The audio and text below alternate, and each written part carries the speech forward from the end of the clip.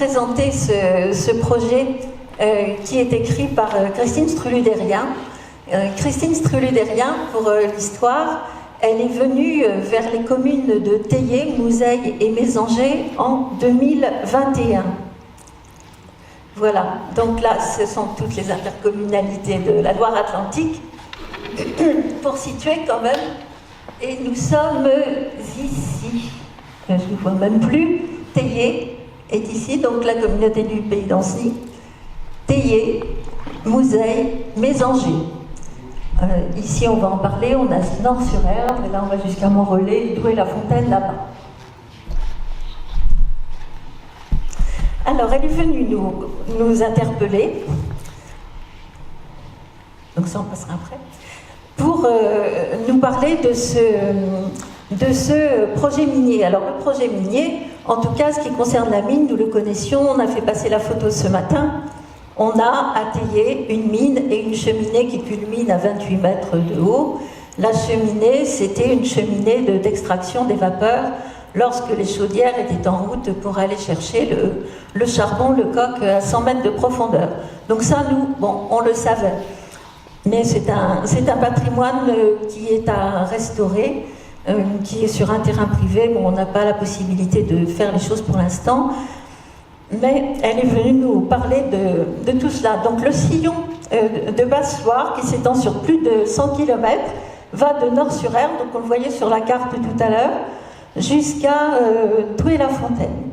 Et nous, ce qui va nous intéresser, ce sont ces concessions. Voilà, on est ici, et Mouzeil, Théier se trouve là, et Mouzeil se trouve ici. Un plan de situation... D'abord, donc, il présente bien sûr l'intérêt géologique associé à l'intérêt historique, social et culturel. Social, on en parlera moins là, mais comme on a pu le dire tout à l'heure, il y a eu énormément de populations européennes qui sont venues pour travailler sur le secteur. Donc l'extraction s'est faite sur plusieurs sites. Alors ici, on a nos mines de charbon. Voilà, avec ça, ça n'existe plus du tout, ça c'était à Mouzeil. Et ici, c'est une mine de charbon de la Tardivière, donc je vous fais remarquer la photo parce qu'on en reparlera plus longuement tout à l'heure. Donc,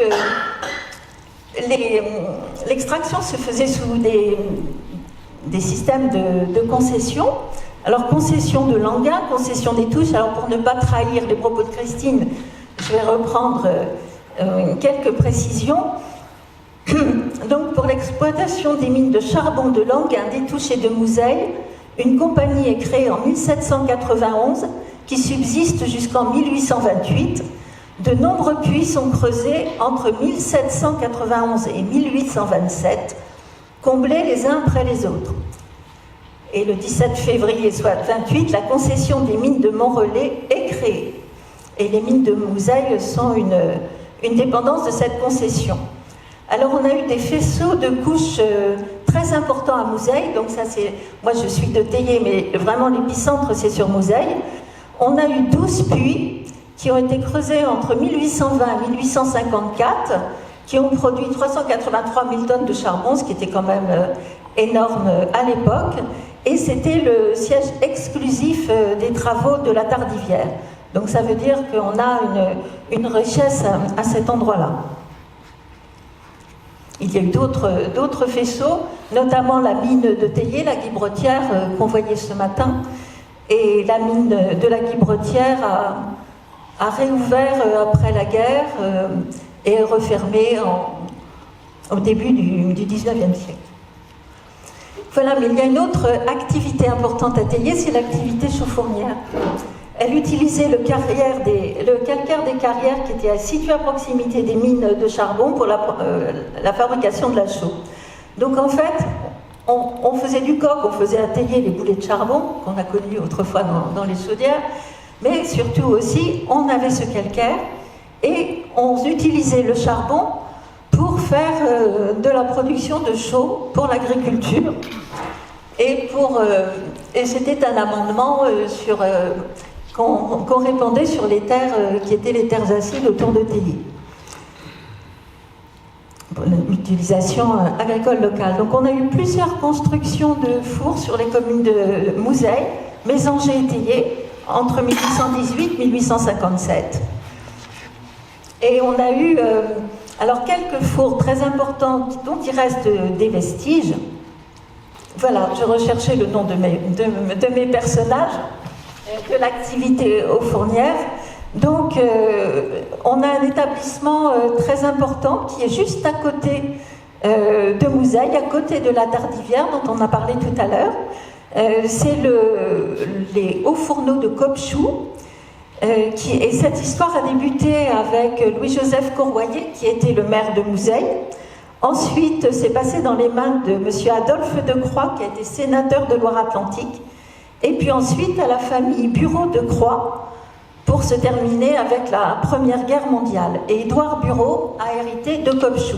Donc ça a son intérêt pour la suite. C'est un peu un travail d'enquête. Voilà, donc les vestiges des activités industrielles. Alors il nous reste à Copchou des fours à chaud qui étaient alimentés par le calcaire des carrières avoisinantes. D'autres vestiges.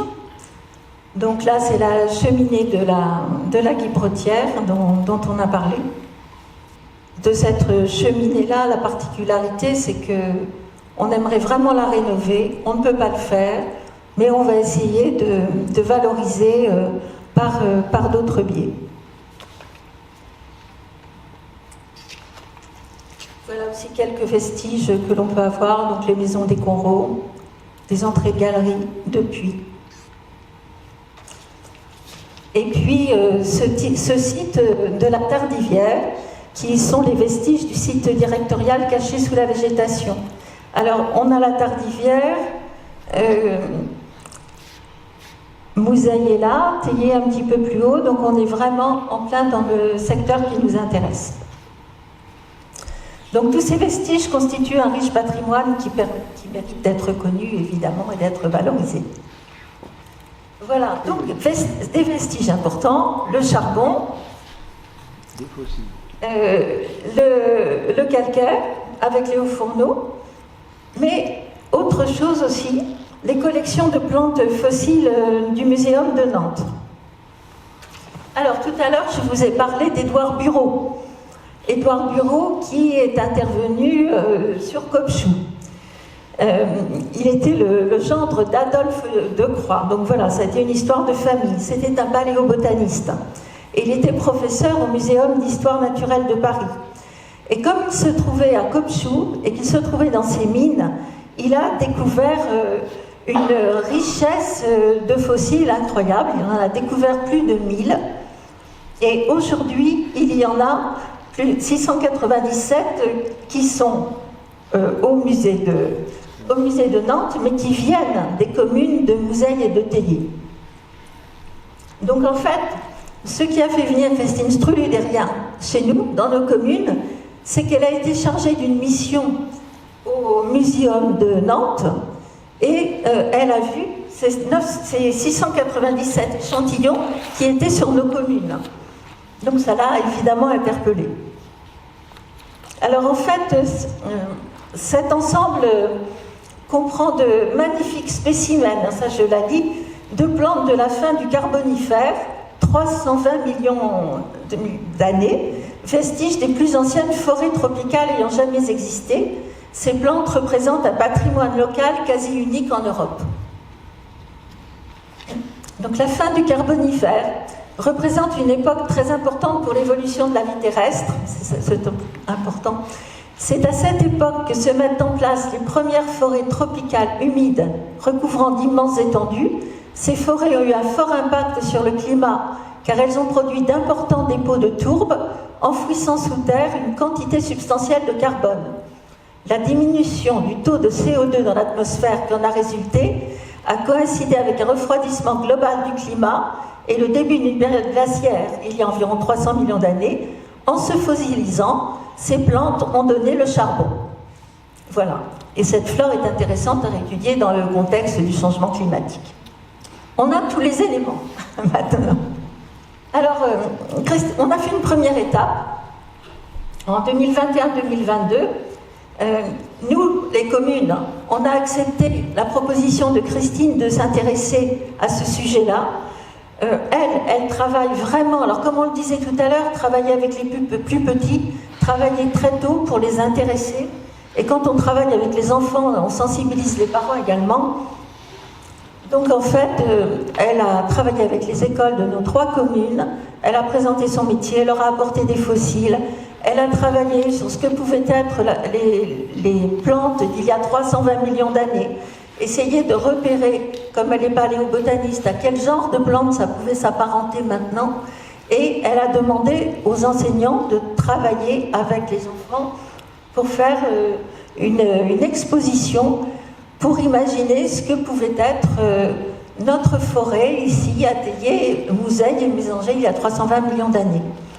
En même temps, Christine Strulu a travaillé avec le propriétaire du château de Copchou, château actuel, et on a décidé tous ensemble, avec les communes, d'organiser une journée de restitution avec une exposition des enfants des écoles, une conférence de Christine Strulu au château de Copchou. Donc c'est une conférence, une journée qui a eu énormément de succès parce qu'on a eu enfants des écoles, les parents, et à la conférence de Christine, on avait près de 200 personnes qui étaient là, et ça nous a montré que toutes ces personnes étaient intéressées par ce qui se passait sur le territoire. Donc voilà, on avait appelé cela « Illuminer le patrimoine de la nature ». Bien évidemment, c'est quand on parle du charbon, des fossiles et du calcaire, on a vraiment cette richesse de patrimoine. Voilà, alors nous nous sommes dit comment aller plus loin.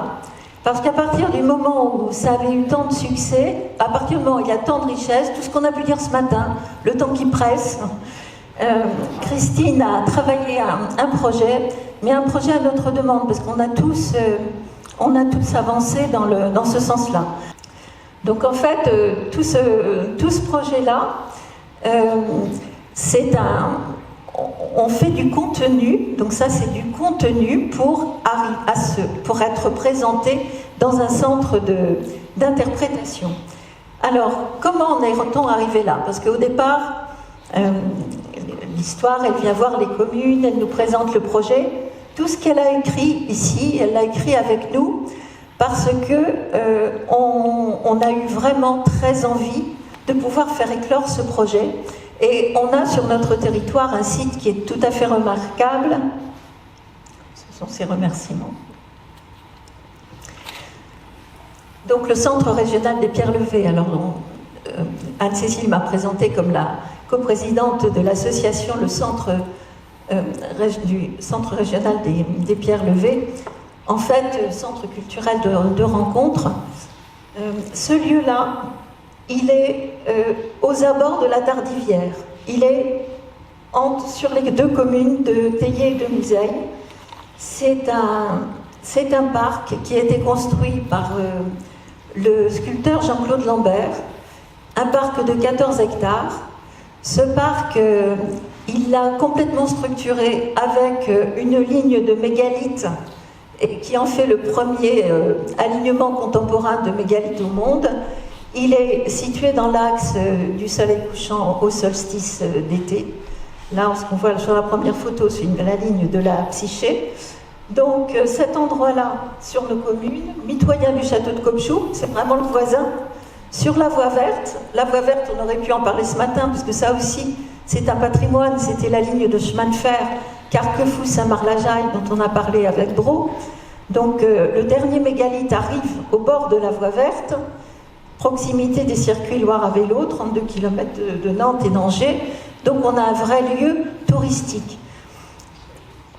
Cet artiste a manié les 600 tonnes de granit. D'ailleurs, ces mégalithes viennent de Carrière-Chamaillard dans le 56.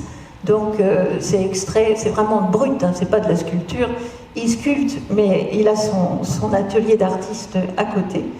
Et c'est un lieu qui est très connu dans la région, qui a énormément de visiteurs.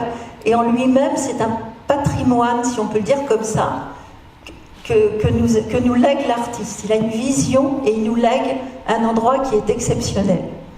Et nous, on se dit, bien, on a un endroit exceptionnel, on a ces richesses, dont nous parle Christine Strulu. Il faudrait qu'on arrive à faire quelque chose et faire venir les gens. Donc en fait, là, on a la vision de cette ligne des mégalithes dans notre campagne.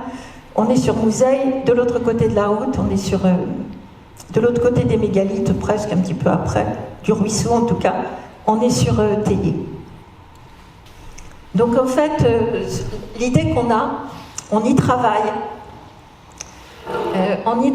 pour lancer ce projet-là, c'est l'association que nous avons montée, c'est une association de préfiguration d'une SIC, donc une société coopérative d'intérêt collectif, c'est-à-dire qu'elle réunit tous les acteurs, que ce soit des entreprises, des collectivités, des associations, des particuliers. L'idée, c'est vraiment d'avoir chacun des spécificités différentes, avoir des moyens d'action différents, mais pour un projet commun, pour un développement économique et à utilité sociale. Donc c'est quelque chose qui peut vraiment, qui fonctionne très bien par rapport à tous les éléments que nous avons. La mairie de Théier est rentrée dans cette association de préfiguration. Il faut en profiter, c'est une des rares structures qui permet aussi aux collectivités de pouvoir s'y engager.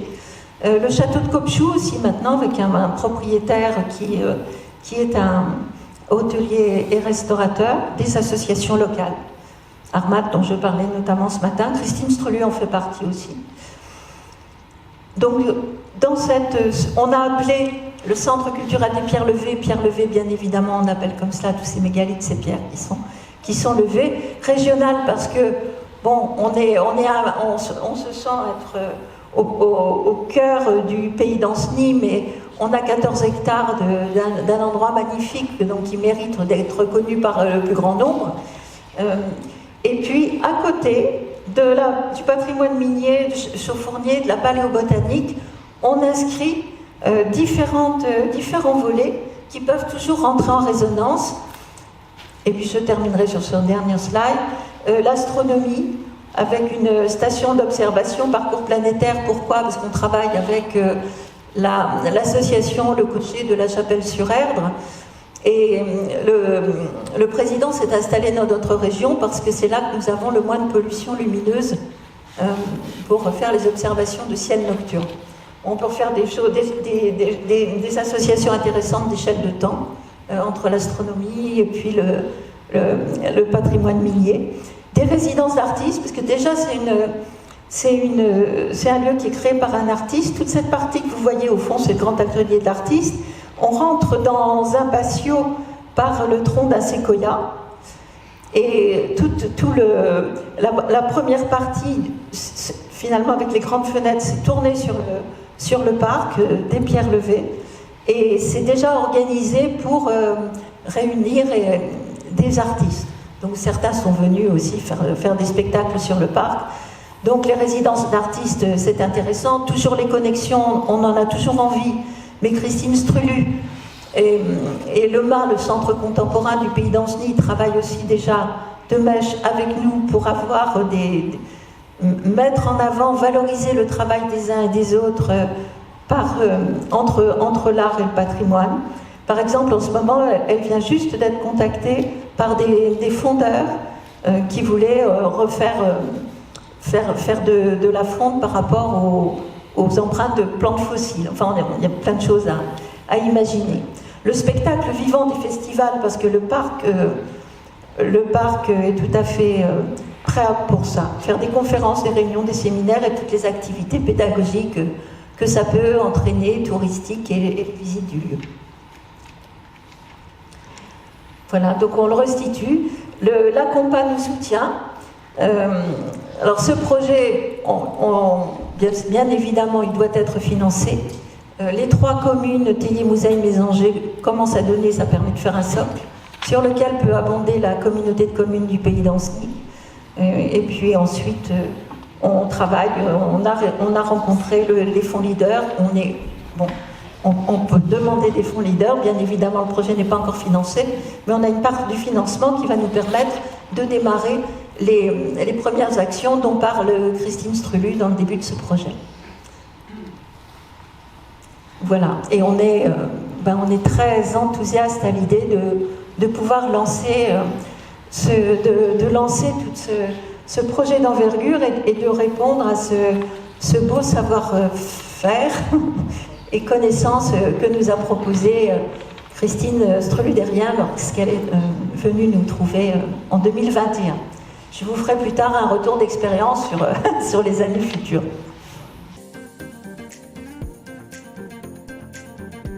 Il y a la tour à plomb, je n'y reviens pas, vous avez eu largement la ration pour apprécier ce type d'édifice. Je fais la liaison par contre avec le patrimoine des mines de charbon qui vous a été présenté pour Mouzeil, c'est très bien, et ça fait partie d'un ensemble qui est le sillon houiller de la Passoire, qui va de la région de Douai-la-Fontaine jusqu'à Nord-sur-Erdre, voilà. Et c'est ponctué de différents bassins houillers qui produisaient aux alentours de 10 000 à 20 30 000 tonnes à Chalonne, par exemple, de charbon par an. Destination pour l'essentiel des fours à chaux, ce qui fait que ces deux patrimoines industriels sont extrêmement liés, n'est-ce pas? On a un spécialiste là-bas qui nous a beaucoup aidé à l'époque, Jean-Luc Hermanton. Et donc, à l'heure actuelle, il y a des protections un peu partout, mais très inégalement, et sans qu'il y ait de projet d'ensemble. Et ça, je le regrette. Et ça m'amène à souhaiter qu'une véritable politique du patrimoine soit instituée en région. Ce n'est pas le cas à l'heure actuelle. On a, moi je dirais, du coup par coup, des programmes. Il y a eu heureusement des administrations qui ont fait un travail de fond remarquable, en particulier l'inventaire, et puis d'autres. Et puis dans les musées aussi, on se démêle pour faire connaître ce type de patrimoine-là, mais on a besoin vraiment d'un dessin et d'un projet d'ensemble. Voilà, c'est ce que je voulais vous dire, et vous trouverez dans ce petit fascicule par ailleurs, ce qui m'est cher, puisque j'y habite, le patrimoine de Montjean-sur-Loire, où vous avez un magnifique chevalement en pierre de 1874 qui domine la Loire, entre autres. Et par contre, vous avez une tour d'aérage qui se morpho dans le cimetière de Montjean et qui se dégrade d'année en année, alors que c'est un tout petit boulot à faire que de la consolider. Et j'en dirais autant pour les fours à chaux qu'on a inscrits monument historique, tu te souviens Jean-Louis, dans les années 86-87, ils sont inscrits, mais rien ne se passe. Donc il y a vraiment un problème de dynamisation de cette sauvegarde du patrimoine industriel et technique. Et c'est à nous aussi de pousser la région à le faire. Alors je sais qu'à l'heure actuelle, il paraît que les circonstances ne sont pas favorables, mais ce n'est pas une raison.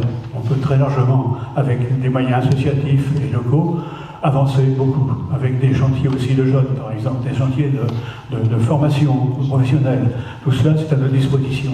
Simplement, il faut qu'on ait le minimum de structure pour poser les questions et pousser à la roue. Et voilà. Bon ben, on compte sur nous, les uns sur les autres, et réciproquement.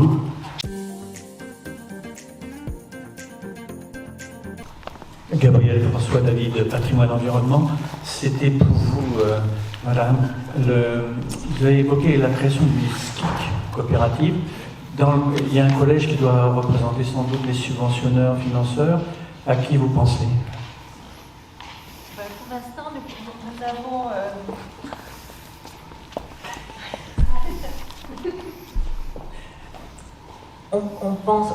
On pense au départ, on se disait que ça nous permettrait d'avoir collectivités régionales, les collectivités locales de nos communes, de notre communauté de communes. On pensait au département et on pensait à la région, voilà, mais ça c'était au départ.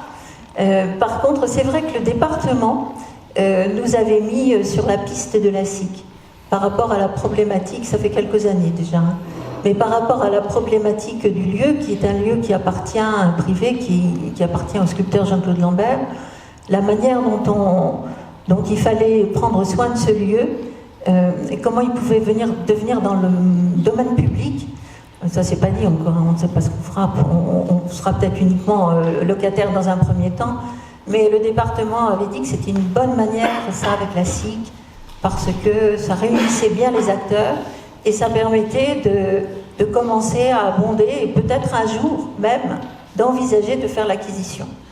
Mais bon, c'est pas... On démarre plus doucement. Enfin, on n'imagine pas encore que ça puisse aller jusqu'à ce niveau-là. Un partenaire qui peut vous aider sur ce sujet, c'est la SCIC des Ocres du Roussillon, qui ont fait tout le cheminement que vous dites, et ils sont aussi devenus acquéreurs du site. Ils font des formations et ils vendent même des ocres. Merci.